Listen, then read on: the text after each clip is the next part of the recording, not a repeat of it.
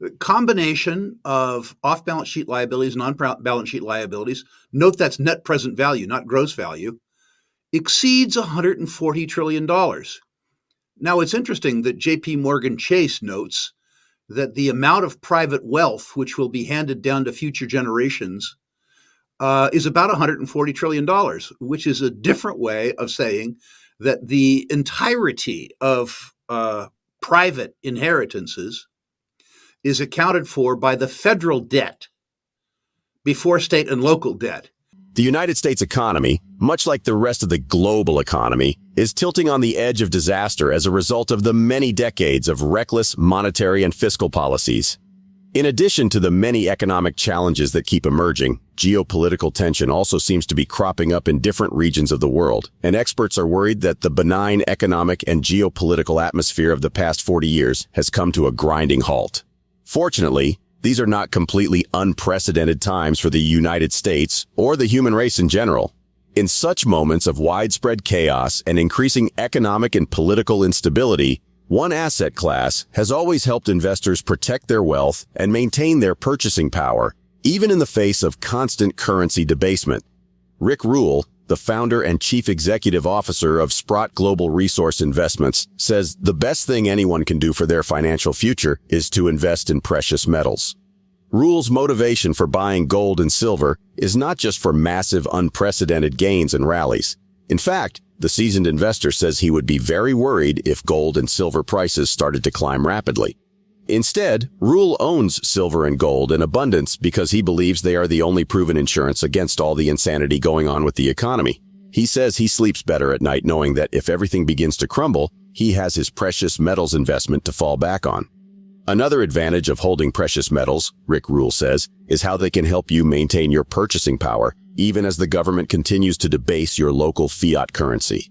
Despite being the world's reserve currency and one of the world's strongest currencies, the dollar is losing its purchasing power at an annual rate of 7%, according to data from the Congressional Budget Office, CBO. Rule recently appeared on the Rich Dad radio show hosted by American entrepreneur, businessman, and author Robert Kiyosaki. Together, they discussed the importance of gold and silver and the future of the United States economy, given the country's rapidly piling national debt, increasing deficits, and steady political and economic instability. As we bring you clips from this nostalgic and fascinating discussion, please take a little time to like this video, subscribe to the channel, and turn on post notifications so you get notified every time we upload a video. You can also support the channel by simply dropping your comments and thoughts about Rule and Kiyosaki's discussion and precious metals in general in the comments section below. Thanks for your support and enjoy the video. I'm amazed that so many people were concerned about the politics of raising the debt ceiling. And people don't seem to be concerned about the quantum of the debt or the ability to service the debt, or more importantly, the impact of the debt on future generations of Americans. A review of the arithmetic, if you might indulge me, I think is worthwhile. At the federal level, we now have permission to take the debt, I guess, to $34,400 and something million. The first thing that people need to understand is that that's 12 zeros to the right of the furthest left column. I mean, it's an amazing number. But if you compare the on-balance sheet liabilities of the United States with the off-balance sheet liabilities, the net present value of the off-balance sheet liabilities, it gets scarier. For your younger listeners, Robert, if they look at pictures of you and I, they see what an off-balance sheet liability looks like. It's an old person. Medicare, Medicaid, Social Security, federal pensions. That number, the net present value, according to the Congressional Budget Office, handily exceeds $100 trillion. And it's further important, I think, Robert, for your listeners to consider that we propose to service this debt, both on balance sheet and off balance sheet, with a budget that's in deficit $2 trillion a year. I don't know what your rich dad would suggest about further encumbrances if you were already over indebted. And my rich dad never went to school. So, he went to school up to 13. So he kept everything simple. He says, that's like trying to pay what you're talking about with the debt and all this. That's like trying to pay your mortgage with your credit card. Well, my own stepfather, I remember telling me, one of the ways you get out of holes, you stop digging. When I look at my own personal portfolio, I'm the largest shareholder of Sprott, which is a financial services concern built around precious metals. A financial planner would say, Rick, you're insane to own any physical gold and silver. You're Yeah, already we so do. leveraged to gold and silver, you We do. figuratively have it coming out of every orifice. But the truth is that I regard physical precious metals as insurance. And I Yes. must say, at age 70, seeing what I've seen in my lifetime, it helps me sleep nights and stay calm. And so let's assume, just for fun, that your listeners put 10% of their net worth in bullion. And let's assume, just for fun, that the price didn't go up at all.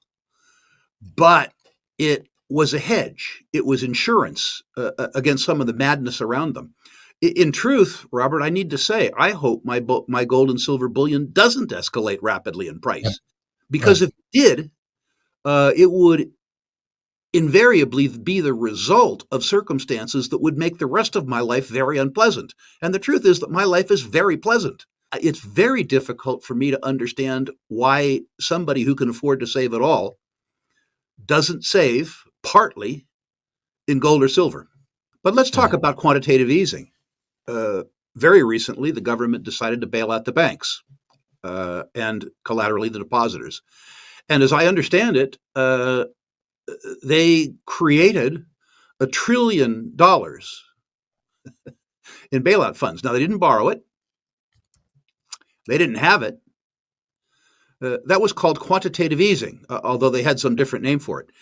Right. If you printed, Kiyosaki's and tried to buy houses or bread or things like that, they'd put you in prison. It would be called counterfeiting.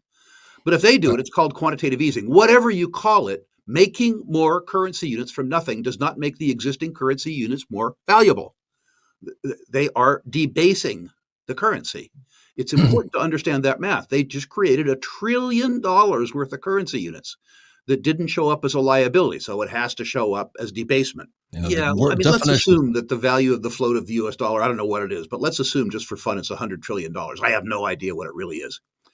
If they make another $5 trillion, by the way, the Fed's balance sheet is all debasement.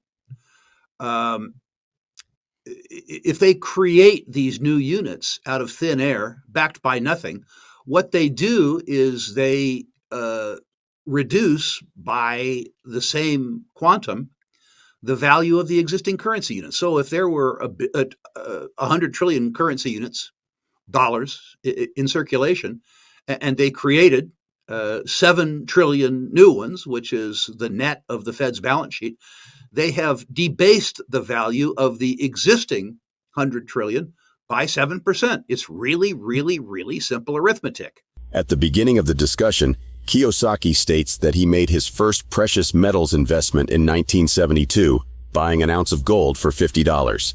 At current prices, that first purchase has gained over 3,700% of the initial cost price, not necessarily because it has increased in value, but because of the constant debasement of the dollar. Since the Federal Reserve's creation in 1913, the dollar has lost more than 96% of its purchasing power, meaning that a dollar bill in 1913 is worth less than 4 cents today.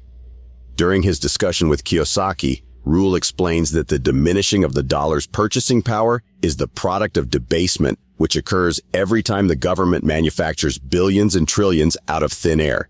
He also discusses some inflation metrics and how the government is fooling you and purposely keeping the figures low. Here are some more clips from the discussion. I think the fourth thing, that people need to consider is the product of debasement, which is diminishment of the purchasing power, particularly in the value of savings. And by the way, I'm not telling people not to save. I'm just saying understand the arithmetic. If you buy a U.S. government 10-year treasury, they propose to pay you, I think it's 3.4% today, something like that, in a currency that the Congressional Budget Office suggests is losing purchasing power by about 7% a year. In other words, they guarantee to reduce your purchasing power by 4% a year compounded. They are using the CPI. And I don't want to get into a really ridiculous discussion of the CPI, but I want to leave your listeners with a certain understanding of the CPI. First of all, It's consumer price index, you guys. yes, consumer price index, allegedly a cost of living index. Now, when it suits them, they don't include food or fuel in the cost Or of living housing, right? index. Wow. Your listeners can look at me and tell that I like to eat. So an index that doesn't include food or fuel is not too relevant to me. But more importantly than that, Robert, and I'll never understand this, the CPI index doesn't include the cost of government. It doesn't include tax. No. That is certainly, unfortunately, part of my cost of living. Yeah. The truth is that sustaining federal, state, and local government consumes more of the average family's income than shelter, energy, food, and transportation combined. So when you don't include taxation, both direct and indirect, in computing the cost of living, you have to be very concerned about the index. What scares me, what really bothers me more than people's cash holdings, is people's insistence on holding long bonds. Or frankly, although I've benefited from this, sellers of real estate taking back fixed rate mortgages. The idea that you're getting paid 4% in a currency which is depreciating by 7 or 8% compounded it's odd. It's a guaranteed loss. My suspicion, and maybe you can help me with this, Robert, because you talk to more people on your channel than I do on mine. My suspicion is that people were influenced by the period 1982 to 2022, which were probably, with a couple of exceptions, the most benign economic times known to human being. Right. Peace, largely, declining real interest rates, inclusion in the workforce. I think in 2022, things changed. In 1970, we'd been through 20 years of pretty benevolent economic times after, World War II. Right. And most investors worldwide couldn't spell gold. Right. Despite the fact that it was a 4-letter word. Right. By 1981, everybody could spell gold.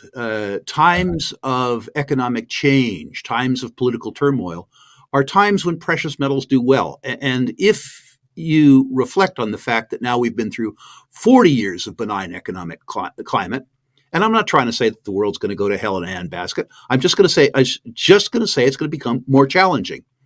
I think it would be useful to repeat your own message, Robert, which is to say, if you are concerned about the direction of things, learn to spell gold before other people do. The performance of gold in the decade of the 70s, relative to any other asset class available to you, was astonishing. No guarantee it'll happen again, but the circumstance would seem to be in place to make that an intelligent activity.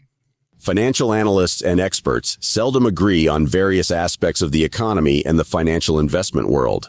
Several experts often have dissenting opinions, but nobody has any dissenting opinion about the health of the U.S. economy and what the future holds for this mighty country.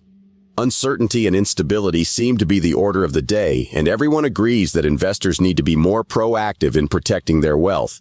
Do you view gold, silver, and other precious metals as insurance and a store of value amid all the uncertainties and instability? Do you think the United States can continue to pile up tens of trillions of debt without consequences or thoughts for the future generation? Let us know what you think in the comments section below. If you're yet to do so, also ensure you like this video and subscribe to the channel for more videos like this. Thanks for watching our videos.